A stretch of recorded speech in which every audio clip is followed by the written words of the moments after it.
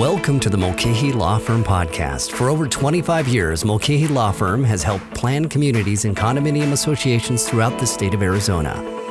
The intent of our Zoom, Facebook Live, First Friday free call-in, videos, and podcast is to provide a forum for board members and community managers to receive answers to HOA and condo legal questions. Please note, the content of these sessions are general in nature and is not intended to and should not be relied upon or construed as legal opinion or legal advice regarding any specific issue or factual circumstance. You should directly consult with an attorney for advice regarding your individual situation. Welcome to the podcast. Good morning, everybody. Thank you for joining us this morning. I see the attendees coming in on both Zoom and Facebook. We're going to get started right now. Thank you for joining us today for our firm's June virtual First Friday free call-in. This morning, Beth has a conflict on her schedule, so she can't be here. And today's questions will be answered by Mulcahy Law Firm PC attorney Haidyn DiLorenzo. I'm Morgan Ronimus. For those of you who do not know me, I'm a senior paralegal with our firm, and I've been with the law firm for 11 years this September. Real quick, before I turn this over to Haidyn, friendly reminder that if you haven't already done so, please submit your First Friday questions in the Q&A box on Zoom or in the comment section on Facebook Live as soon as possible. And then Haidyn will answer all questions between now and 10 a.m. If for some reason we unintentionally skip over your question or we do not answer it live, please know that we will email you your answer. Due to the large volume of questions we receive every month, friendly reminder that this free opportunity is limited to one question per association. And if you are going to submit a question during the live session, please make sure you include the name of your association and your current role when you submit the question. That will help Haidyn answer your question. I now welcome Haidyn to provide a quick update on the 2022 legislative session and jump right into our questions. Haidyn, real quick, I would like to wish you a happy 1-year work anniversary. That really crept up on us, huh? It really did. Haidyn has officially been with the firm for 1 year this month. Haidyn, you make an incredible teammate, and I know we all look forward to many more milestones in the years to come. Haidyn, without further ado, take it from here. Awesome. Thank you so much, Morgan. And thank you everyone for joining us today. For those that joined us last month for our First Friday virtual event, I provided a recap on what's been going on in the Arizona legislature. So let's go ahead and pick up where we left off. Just as a reminder, 2 bills relating to community associations have been signed into law. And so those are going to be the first one, HB 2131. And this states that if a planned community's documents allow natural grass on a member's property after the time of developer control, the association may not prohibit installing or using artificial turf on any member's property. And then the second one is going to be HB 2158, which allows members to display association-related political signs not to exceed 9 square feet, on an HOA or condo member's property, and gives HOA and condo members the right to peacefully assemble on the association's common area. So these 2 bills will become law 91 days after this legislative session is over. And there's also a third bill that we are closely monitoring and that we anticipate will likely be signed into law by Governor Ducey very soon. And this bill is going to be HB 2010, which is related to first responder flags. So this bill applies to planned communities and condominiums alike. And if, or at this point when, it's signed into law, it will amend ARS 33-1808 for planned communities and ARS 33-1261 for condominiums. So regardless of what a planned community and condominium association documents state, a planned community or condominium association cannot prohibit the outdoor display of a first responder flag. This flag, however, may incorporate the design of 1 or 2 other first responder flags to form a combined flag, a Blue Star Service flag or a Gold Star Service flag. Please note that this is in addition to the 5 flags that are already covered under the current statute. So the bill defines first responder flag as a flag that recognizes and honors the services of any of the following. So first is going to be law enforcement, and that is limited to the colors blue, black, and white. The words law enforcement, police, officers, first responder, honor hour, support hour, and department, and the symbol of a generic police shield in a crest or a star shape. The second is going to be fire departments, and that is limited to the colors red, gold, black, and white. The words fire, fighters, FD, first responder, department, honor hour, and support hour, and the symbol of a generic Maltese cross. And then third and last is paramedics or emergency medical technicians, and that is limited to the colors blue, black, and white. The words first responder, paramedic, emergency medical, service, technician, honor hour, and support hour, and the symbol of a generic star of life. So as I mentioned, we are closely monitoring this bill. The Senate is not in session today, but we think HB 2010 may be signed into law as early as next week. We'll continue to monitor and share news with you once it's signed into law. And you can also find this weekly updated summary, plus a full analysis of the two bills we've already discussed, which have been signed by Governor Ducey, on the homepage of our firm's webpage at www.mulcahylawfirm.com. And we'll also be sharing this with you on Zoom and Facebook Live now. Okay, so at this time, I think we'll go ahead and move on into our questions. The first question is coming from a board member. The question says, we are in the process of amending our CC&Rs and would like to find out if we need to put a clause in that talks about state code future changes. Okay, one of the most common reasons that we see for amending association documents is to comply with changes in federal and state law. It's not necessary to add a section to your amended CC&Rs talking about future amendments and the ability of the board to unilaterally amend the documents when there are changes to the law. However, some HOA boards are opting to do this. If your association is a condo, further evaluation is needed because an amendment of this nature may not be possible under the Arizona Condominium Act. So that's something to keep in mind. We also have a cheat sheet called Amending Association Documents and Implementing Rental Restrictions that we'll be sharing in the chat box and on Facebook Live. And this cheat sheet shows how to successfully amend an association's documents using a helpful 5-step plan. And also our next Neighborhood Services Virtual HOA and Condo Academy on Tuesday, June 21st at 11 a.m. will be on the topic of amending association documents. So we'll be discussing the new Supreme Court case in Arizona regarding amendments to CC&Rs, and we'll also give tips on how to successfully amend an association's documents. So be sure to tune in for that upcoming virtual seminar on June 21st. Okay, next question is from a committee member. What is the state law and best practices regarding background checks for board applicants? Okay, so there is no state law requiring background checks on HOA or condo board applicants. There are a number of online resources for anyone to conduct background checks if that's something your board wants to do. However, in my experience, unless there's a reason prompting a board to do background checks, it would be unusual for a board to do this on board applicants. Okay, next question is going to be from a board member. What is the impact of the Callaway decision on HOAs? So our firm is aware of and has closely evaluated this new case. Our firm tries not to overreact or overcorrect when there's fine-tuning to legislation or case law. Our best recommendation is that if you're currently thinking about amending your CC&Rs, this case isn't going to be a stop sign for you. It's basically just a good opportunity for reflection where you'll want to make sure that you're structuring this in such a way that the amendment, if challenged, will prevail in a court of law. So our firm is always happy to assist your association if you're in that position. And if you want some advice on how to best limit your liability and put language in your amendments that will protect the association in the event that somebody does try to challenge any amendments that you make. Okay, and also be sure to tune in to our next Neighborhood Services Virtual HOA and Condo Academy on Tuesday, June 21st at 11 a.m., where we will be discussing and carefully examining the new Supreme Court case in Arizona regarding amendments to CC&Rs. Okay, our next question is also from a board member. Our HOA has received an owner request for approval of APS installation of solar panels on the roof of her condominium unit. Our CC&Rs permit the roof installation of solar panels, but the owner is responsible for removal and reinstallation of the panels when the HOA maintains, repairs, or replaces the roof.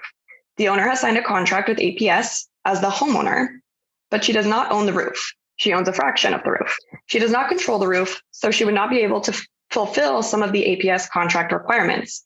How should we respond to this request? Okay, good question. So solar panels are a tricky situation because HOAs can't effectively prohibit the installation of or use of a solar panel on an owner's property. I'd need to know a little bit more about what the APS contract is requiring before I could comment on this. But at first glance, I'd suggest that your association talk with our firm about this matter a little more in depth. Some things I would need to review would be the APS contract and what exactly the owner wants to install on the association common areas. This may or may not be possible, but I'd need to do a little further review and carefully look at these things to help the association navigate this problem. So feel free to reach out to us on that. And I believe Morgan will be sharing the cheat sheet on solar energy devices now. Okay. Our next question is also from a board member. We have a homeowner who has started to fly a Let's Go Brandon flag below his American flag. Is there anything that the HOA can do about this? So first and foremost, this flag is obviously not a flag which state law allows an owner to fly on a property in an HOA or condo under Arizona law. It's difficult for me to answer this question without reviewing the association's documents, as it really depends on what the association's documents say regarding the display of flags, and also what the documents say about the exterior appearance of the property. But assuming that this owner is in violation of the association's documents, and this is an unauthorized flag, we would suggest first contacting the owner directly to notify them that the flag is a violation of the association's documents. And if that doesn't resolve the matter, we'd recommend having our firm send a violation letter requesting that the owner cease from violating the association's documents. And then just a friendly reminder that it's important that associations are treating all unauthorized flags in the same manner. So for example, if an association is allowing the display of one unauthorized flag, then the member displaying the Let's Go Brandon flag should not be singled out. And then one more point on the topic of flags, in anticipation of Governor Ducey likely signing HB 2010 into law related to first responder flags, we definitely recommend that associations not take any action at this time related to first responder flags. Effective immediately, we would treat first responder flags as one of the flags that an association cannot prohibit. So our next question is from a board member. With regard to raising our assessments to the Consumer Price Index, our CC&Rs state, annual assessments may not be increased above an amount consistent with the percentage, if any, in the Consumer Price Index without affirmative vote of 2/3 of the association voting in person or by proxy. This has hampered the board from raising enough money to address maintenance needs and build the reserve. Is there a way to work around this so the assessments are keeping up with inflation and the maintenance needs are met? So the only way to change this is going to be for the association to amend their CC&Rs. The CPI is relatively high right now, so you may want to look into that because you may be surprised at how much your association might be able to raise the assessment due to the increased CPI. So that's something to keep in mind. Okay, next question is going to be from a board member. If a board member changes his or her mind and no longer wants to support a decision that was made by the majority vote of the board, may this board member publicly speak against or resist or obstruct the moving forward on board decision? So this is a little bit of a tough call. The board member is also an owner. So I suppose as long as this person is speaking as an owner, the owner has the right to express their opinions regarding the board's decisions. But this is also a really fine line because the owner is also a board member. And really, this board member should be acting in the best interest of the association and not doing something like this. So I would just navigate that carefully. Next question is from a board member as well. We have a resident who has foam foil board on her front windows. One panel has degraded and looks even worse. How do we make her take down this foam board? So one of the biggest problems we see in community associations is obtaining owner compliance with association documents.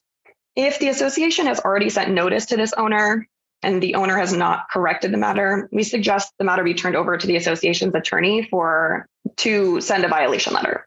If the matter continues to go unresolved, the association has options, including filing an injunctive relief lawsuit or filing a petition with the Arizona Department of Real Estate. And we will also be sharing our enforcement cheat sheet now for a little more help with that. Okay, our next question is from a board member. Short-term rental basics for A, enforcement of HOA minimum rental periods, for example, 30 days, and B, charging higher monthly assessments for short-term rental properties if it can be done legally in AZ. Okay, short-term rentals are certainly a hot topic in Arizona, and they present a unique enforcement challenge due to their temporary nature. First of all, I believe that your question is asking if an association can charge a higher monthly assessment for a member that rents the property on a short-term basis. Arizona law does not allow for this. So here are just some basics on rentals and HOAs and condos. Arizona law, ARS section 33-1260.01A, and then also 33-1806.01A, allows an association to restrict a member from using the property as a short-term vacation rental, so long as the rental time restrictions are in the declaration. So here are some enforcement suggestions if owners are violating rental provisions in your CC&Rs. And just remember, the association does not have a contractual relationship with tenants. So the best way to get compliance with the tenants is to contact the owner rather than the tenants in these situations. So the first suggestion that we would have is to document all tenant issues and provide evidence to the landlord via letter. We'd also recommend filing police reports when necessary, such as if there are unruly parties, nuisances, etc. We also suggest picking up the phone and calling the landlord or hiring our firm to do this. We're certainly happy to help to get these landlords to bring their tenants into compliance. And then additionally, you could fine the owner for their tenant's behavior. We find that the best way to get a tenant to comply with the association's documents tends to be to assess fines and do it and continue to assess fines until the law is in compliance. And then as a last resort, there's always the option to file a lawsuit or an Arizona Department of Real Estate complaint. And then depending which city you're located in, you may be able to seek help from your city related to short-term rental issues. Cities are cracking down on this right now, and we expect there will be new laws from the state in the future as short-term rentals remain a widespread problem throughout the state. And we've also got a cheat sheet on rental properties and also some blogs we've done on short-term rentals. So you'll be able to find those in the chat. All right. So the next question is from a board member. If you haven't already addressed it, your opinion and any anticipated challenge to the ruling that HOAs cannot change original CC&Rs unless 100% affirmative vote. In other words, for example, cannot issue a rule against less than 30-day short-term rentals. So again, our firm is aware of this case and we've closely evaluated it. I believe that's what you're referring to as the Callaway case. Our firm, again, tries not to overreact in these situations when there's fine-tuning to legislation or case law. So our best recommendation is that if you're currently thinking about amending your CC&Rs, this case won't stop you from doing that. But again, it will just be a good time for you to reflect and make sure that you're structuring your amendments in a way that they'll hold up in a court of law if challenged. So again, we're willing to assist your association in navigating these kinds of amendments and help you to put language in your amendments that'll protect you in the event that somebody does try to challenge these amendments based on that case.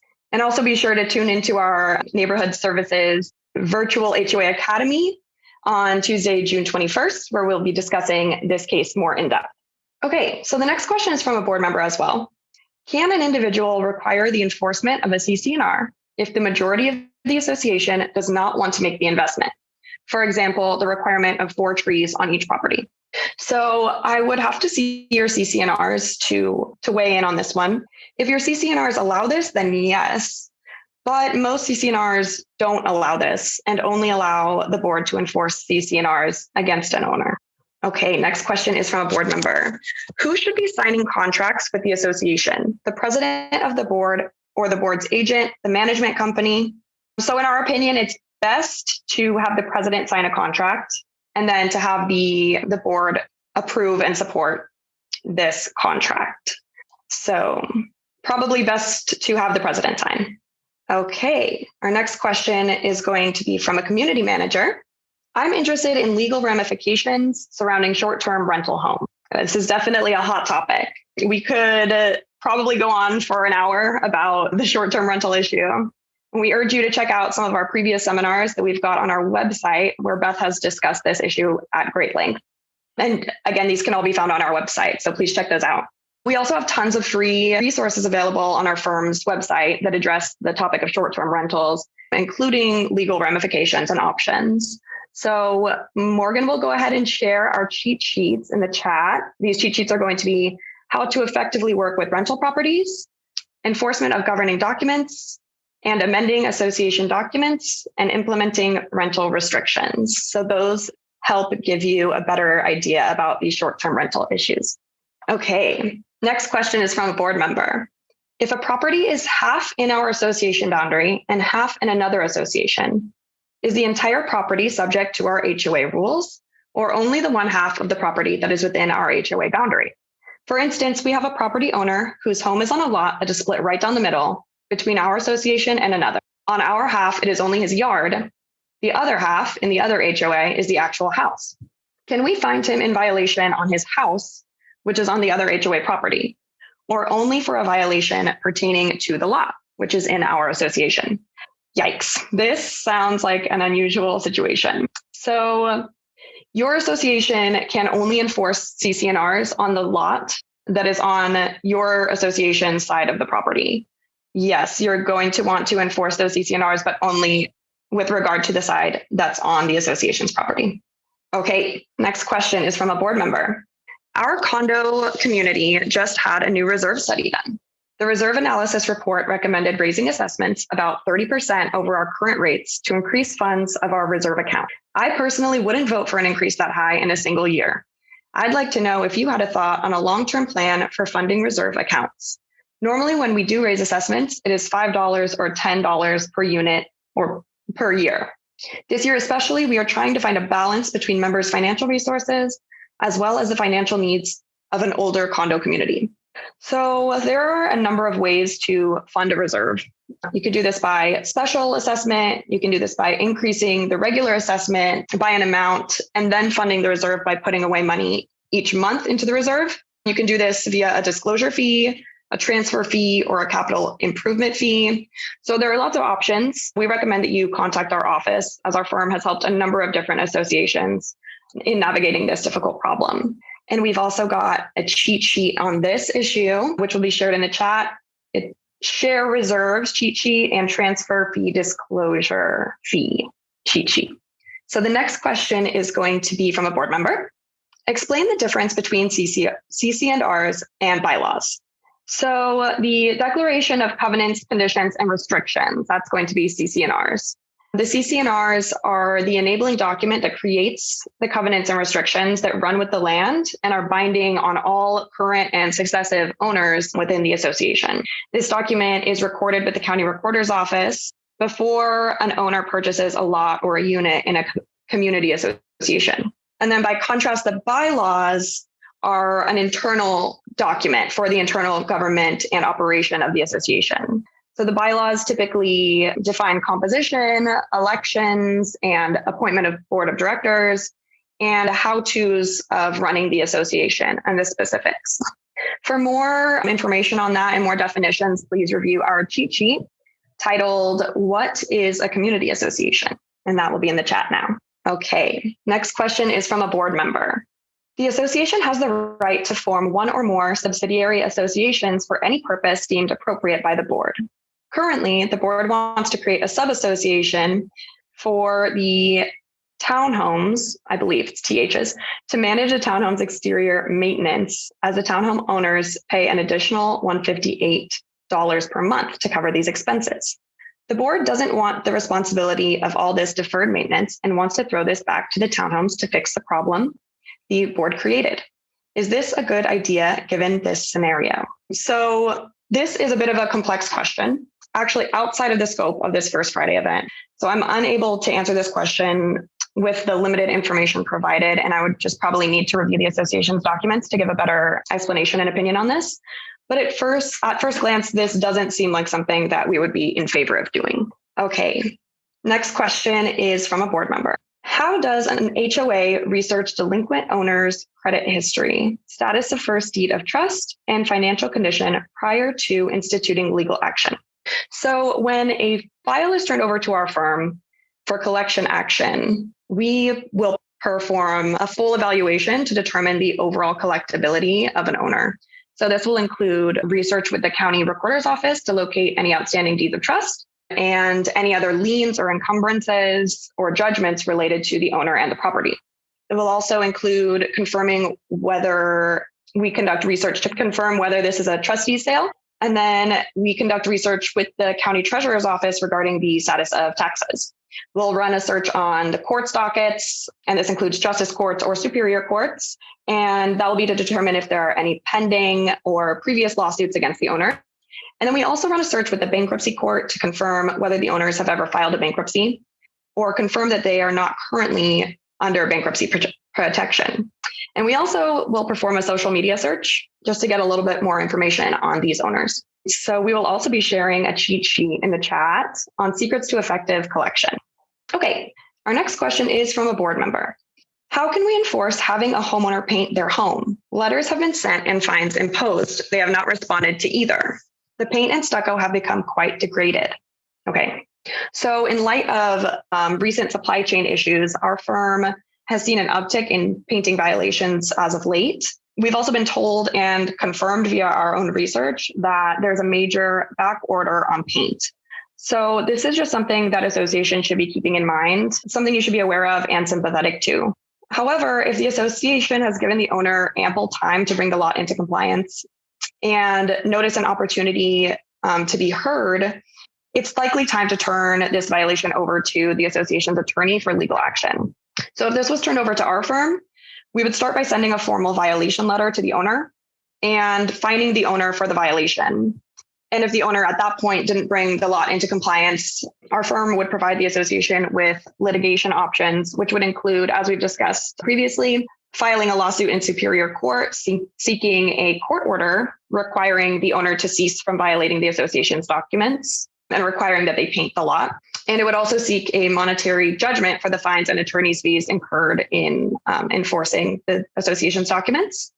And then the other option would be to file a petition with the Arizona Department of Real Estate. And then another point to consider is if the association's documents authorize the use of self-help, depending on the size of the area that needs repainting, obviously, it may be an effective remedy to help bring the lot into compliance. If the file was turned over to our firm, we would review the documents and the information given on the violation, and we would strategize and help come up with whether self-help would be an available option in that case. Okay, next question is from a board member. We are thinking of significantly increasing our monthly assessments for 2 years in lieu of a vote, which we know is time consuming and we suspect will fail for a one-time special assessment due to the immediate need to begin expensive roof work. We have bids already. What we need as much is upfront deposit money. Is there any way to incentivize owners to pay more sooner besides the obvious asking? We would explain cost per unit for the work and what that adds to current monthly. We already have some owners who prepay monthly assessments for a year.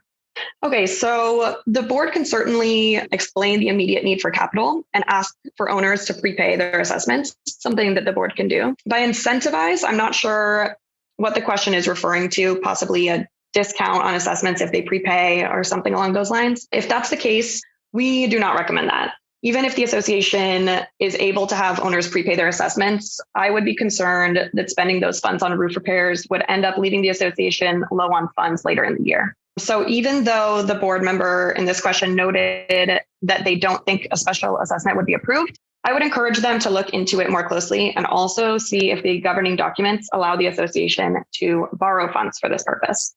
So again, please feel free to reach out to our firm to discuss these options in more detail. Okay, next question is from a board member. How do we go about filing a claim with our insurance company that has a director's and officer's liability endorsement or clause? What would we need to prove? So based on this question, I assume that there are some allegations of wrongdoing that's prompting a potential claim. And if that's the case, the insurance company will want to know what losses the association claims to have incurred, and it will want proof of those losses. This situation does sound potentially serious, so I recommend reaching out to legal counsel before proceeding. And Morgan is going to go ahead and share our firm's cheat sheet on insurance and associations. Okay, next question is from a board member. Our election was postponed by a month due to an error on the ballot. Should the current board, being held over for a month, be making decisions such as new manager or any decisions with a long-term effect? There are 3 seats out of 5 on the ballot. Thank you. All right, thank you for your question. The answer to this is most likely going to be in the association's bylaws. And most bylaws state that directors will serve until their replacements are elected. So if your documents do say that, the current board will continue in place until the postponed election is held. The board will continue to have all of the powers that it currently holds, but given that there's a possibility of a major shift in composition on the board if 3 brand new board members are elected, the current board may want to refrain from making major decisions, such as selecting a new management company, if it's possible to delay those kinds of decisions. Okay, next question is from a board member. If the HOA board violated open meeting law by publicizing a regular meeting less than 48 hours prior to the meeting, in this case, notice was sent 24 hours in advance via email and not notified on the property management company website, can all actions of the meeting be declared null and void? So the open meeting statute does not specify the consequences of a failure by the board to properly notice a board meeting. However, best practices, in our opinion, would be to formalize any actions taken at the meeting at a subsequent properly noticed board meeting. And Morgan will go ahead and share our cheat sheet on board meetings and open meeting law. Okay, next question is from a board member. We have a homeowner that is ignoring our ACC's warnings for being out of compliance with their landscape, excessive weeds in the front yard. Process-wise, our next step is to implement a fine. We have read your cheat sheet on how difficult it is to collect fines and your suggested alternatives in working with the homeowner in lieu of fining. We are leaning toward personally contacting the homeowner. How should that conversation go? How can we be convincing in getting them to clean up the weeds? If we were to end up fining them, what is the best way to get them to pay? Okay, great question. So reaching out to the homeowner personally is probably a good first step.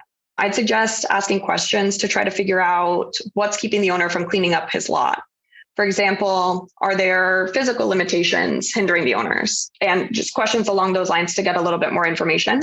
If nothing comes from that conversation, or if nothing changes and the yard is still in violation, then we would recommend turning that matter over to our firm to send a formal violation letter. Oftentimes, receiving a letter from the attorney will be enough, and it will motivate the owners to fix the problem. Alternatively, associations could exercise self-help if that's authorized in the association's documents, and clean up the yard on their own, and then bill the cost of doing so back to the owner. And then one last thought regarding fines. They would be appropriate in a situation like this in an attempt to get compliance. And that is the association's main goal here, getting the yard cleaned up versus collecting the fine amounts. The board could levy fines and then offer to waive them once the lot is brought into compliance. So that's just an option that the board has as well. If they're just attempting to get compliance, then a fine might be a good way to do that, but it's always possible to waive these fines at a later time. Okay, next question is from an owner. I'm an owner in a gated condo community in Chandler. As an owner, what are some of my rights with regard to our board? For example, when the budget is being prepared each year, should we as owners be able to ask questions before it is approved? Okay, so pursuant to ARS section 33-1243D, except as provided in the declaration, within 30 days after adoption of any proposed budget for the condominium, the board of directors shall provide a summary of the budget to all the unit owners.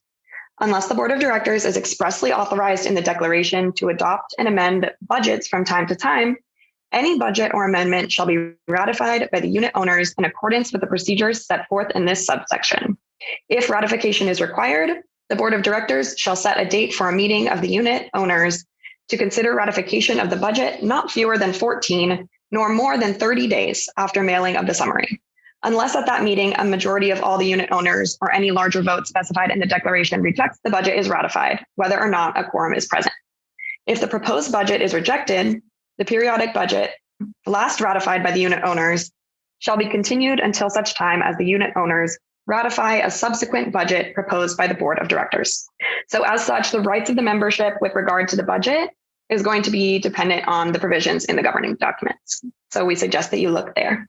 Okay, next question is also from an owner wanting to know what law governs the need for 2 board of management signatures on any official association documents. What is the consequence of not having 2 signatures on a document signed solely by one board member without the knowledge of other board members? So the bylaws will typically govern who must sign a document or checks. So I would suggest checking the bylaws first as a first step. But generally speaking, the president of an association may be authorized to sign a document like a contract, but the board would have needed to have voted to approve the contract first by a majority vote. So these types of decisions and votes should hopefully be documented in your board's meeting minutes. So you could also look there as a start. Okay, next question is going to be from a board member. We have a Section 8 renter in one of our condos. There has been visual damage as well as hoarding. This unit is in foreclosure with a bank trustee. The police have been called and breached the condo door. Do we have standing to inspect the damages? So please, in this situation, check your governing documents and consult with your firm's attorney before entering a unit. This is very important. Even if the documents do authorize entry into a unit, we urge the board to exercise caution, as doing so can be potentially risky to board members or their agents who are entering the unit. If there's a suspected emergency condition, for example, a water leak that could damage other units, then the need to enter the unit would be more urgent, of course. But if the board is just trying to assess some damage and the tenant may no longer be living in the unit soon anyway, then I would say the need to enter is potentially less urgent. Additionally, please continue to call police. However, if any illegal activity is suspected so contact the police if any illegal activity is suspected in or around the unit. That's the step you'll want to take. Okay, this question is from a homeowner. What is your advice on putting up political HOA signs until the law kicks in? Okay, so until HB 2158 becomes effective, community associations should be complying with current statutes regarding political signage, and those are going to be located at ARS section 33-1261 for condominiums and ARS section 33-1808 for planned communities. Okay, and it looks like our last question. And this question is from a board member. One board member has become so contentious and uncooperative that I'm resigning as president. Is a simple email sufficient for my resignation? So I'm sorry to hear that serving on the board has become so frustrating for you that you need to resign. Your association's bylaws may spell out the procedure for resignation. Oftentimes bylaws will say that a director can resign effective immediately or at a date in the future. So either way, an email resignation would probably be sufficient. Okay, and that has been all of our questions. So thank you all for joining us today for our firm's first Friday virtual event. We had over 37 attendees on Zoom and 10 live viewers on Facebook Live. Please also remember to join us for our firm's 2022 virtual HOA and Condo Academy class, number 6, on Tuesday, June 21st from 11 a.m. to 12 p.m. The topic, as we've mentioned before, is how to amend association CC&Rs, bylaws, and rules. And our next live virtual First Friday event is Friday, July 1st. So we hope to see you later this month, and everybody have a great weekend. Thank you. Don't forget, our free cheat sheets are available for download at mulcahylawfirm.com. Please go to iTunes or your favorite podcasting platform and leave us a rating and a review.